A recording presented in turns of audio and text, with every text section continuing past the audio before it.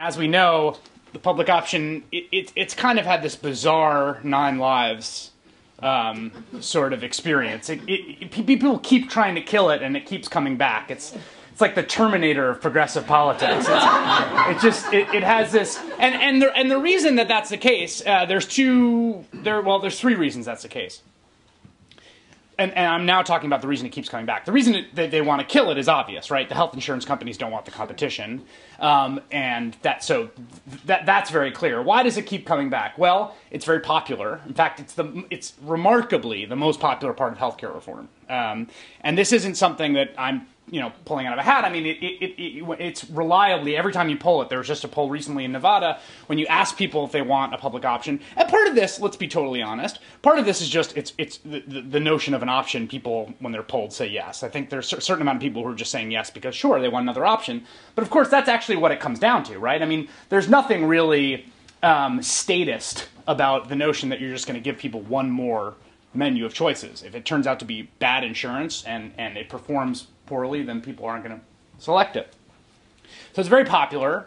There has been tremendous progressive activism around it, and I think it's been really remarkable. I mean, there's a lot of reasons to be discouraged and depressed, but I think if you consider the counterfactual of what the healthcare reform fight looks like and what the status of the public option is, in the absence of all of the progressive infrastructure that's been put into it, it's essentially dead from day one.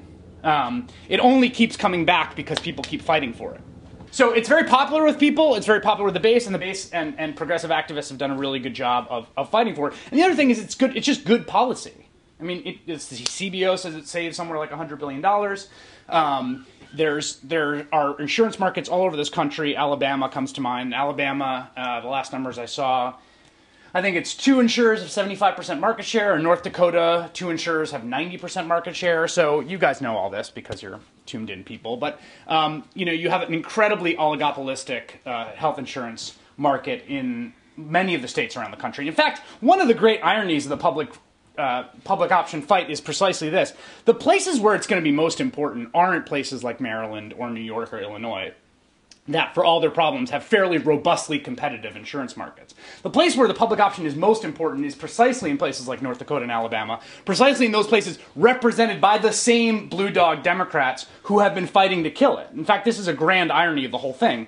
It won't make a tremendous amount of difference, I think, ultimately, in very kind of highly populous, fairly competitive insurance markets like New York and California and Illinois. In those places, what's going to make a lot more difference is the kind of regulations that are being put in through the bill. But in places where market share is very, very oligopolistic, where there's very little competition, that's where the public option is going to be most important. And ironically, those tend to be the places represented by conservative, either conservative Republicans or conservative Democrats who've been fighting to kill the thing. So I don't think those representatives have been doing a good job of serving their constituents. So where does the public option now? Well, it was sort of declared dead. Of course, it was passed by the House, right? It was in the House bill. It was not passed in the Senate bill. And Scott Brown was elected. We all kind of know how this story has been developing.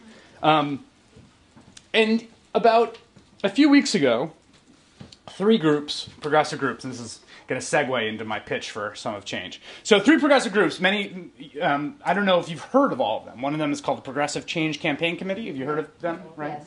Very, very, very, very, very smart, savvy, wily group of activists who have been doing amazing work. Democracy for America, which I imagine you've all heard of, right? And Credo Action, which is part of what used to be Working Assets, right, sort of progressive cell phone company. They got together and they did this very smart thing. They organized 3 members of the House who wrote a letter to the Senate saying, hey, it's become clear that the only way we're going to actually make this final healthcare reform come together is through reconciliation. It's clear, right, is in order for this to work, in order to get over the last hump of making healthcare reform happen, is that the House is going to pass the Senate version of the bill, but that can't be the end of it because the House doesn't like the Senate version of the bill, and with good reason, one of the reasons being that it doesn't have the public option. The Senate is going to pass, through reconciliation, a kind of patch, and then the House is going to pass that patch, and you're going to get the final thing. So these freshman reps wrote a letter both to the leadership and to the Senate basically saying, hey, look, if you're going to pass you're going to have to pass this through reconciliation now. Why not put the public option back in? Remember, it's the most popular part of the whole goddamn thing, and it's popular with our base, and it's popular with the country, and it's good policy, so why not do that? And of course, I didn't think this would get very far, actually, and I remember talking to the lead organizer, a guy named Adam Green, very smart guy who used to be with Move On. I said, I don't know, the Senate, they don't care, frankly. And, they're going to be resistant. They're not going to want to relitigate this. They're not going to want to open it back up.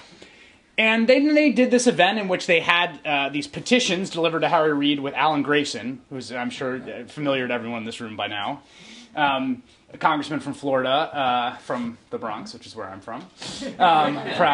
Proudly from the Bronx. And Alan Grayson delivered this petition, and then they did something very smart. So then there was all these people signing on to this letter in the House. And the reason I'm going into this in some detail is for this reason. A, to show that this is wholly and entirely the product of very smart organizing. I mean, this did not happen ex nihilo. There was no sort of simultaneous, exogenous upwelling of this. This was all very, very sharp and smart organizing and sort of pressuring the levers of power on Capitol Hill in a very astute way. So they're getting all these signatures on the House side, and then this very smart thing they do is they go over to the Senate side and they find people to sign, people who are, interestingly, probably going to be in contested primaries this fall. Gillibrand, Michael Bennet from Colorado, and who was the third in that first letter? I forget. But those two. Now these are not flaming lefties, as you probably know. And Gillibrand, especially is in New York, it's unclear if she's going to have this Harold Ford challenge, but she might also have a challenge from the left. It's entirely possible. And Michael Bennet also is on very unsure footing. Remember, both of these people were appointed to their current position, right? So they have problems in terms of solidifying the constituencies that they are going to represent, particularly if they face primary challenges. And very smartly, these organizers went to them and they got them to sign a letter calling on Harry Reid to use reconciliation to pass the public option and pledging that they would support that.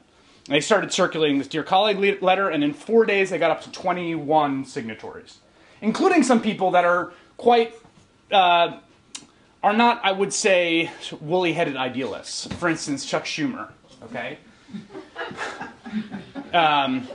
Chuck Schumer's no fool, right? So now there's this building momentum around it. Now, I don't, again, it's sort of like Lucy and the football. It's been this consistent situation where it looks like the thing is going to make it in, and then it gets taken away at the last second. So I don't know if I were a betting man what bet I would place on whether the public option is going to make it in. But the fact of the matter is there is really genuine enthusiasm, momentum behind it. Reid basically came out today. Reid more or less said, there's this very funny kind of you jump, no you jump dynamic happening between Harry Reid and the White House right now, where the White House says, if Harry Reid puts it in the bill through reconciliation, we will support the public option. Harry Reid says, if the White House supports the public option, I will support the public option. They're both standing there like this, sort of looking at each other, and the organizers are trying to get them to, both jump, right? So that's a dynamic right now. Now, I'm more optimistic about the fate of healthcare reform now than I have been probably in 2 or 3 weeks, because it really feels like there's a game plan, there's a commitment to do it, and everybody on Capitol Hill has recognized the most obvious thing about the thing, which is that you have paid for lunch, you might as well eat it, right? I mean, every ad attacking you for voting for the bill has already been cut, is sitting on some computer that looks like this, right? Amongst many media consultants across the country, right? And they're going to be rolled out. And it's hardly going to help you when the ads come out to cut another ad or to do and say, well, I did not vote for it the second time. Right? I was for it, but now I'm against it. We have seen that movie before, right? It proved to be not a particularly potent or effective message. So the point of the point is that, I think that there's a growing realization on Capitol Hill that the political dynamics are such that they've all walked out onto the plank, and they all have to jump together, because otherwise it's just going to be sawed off behind them, and there's going to be nothing to show for it.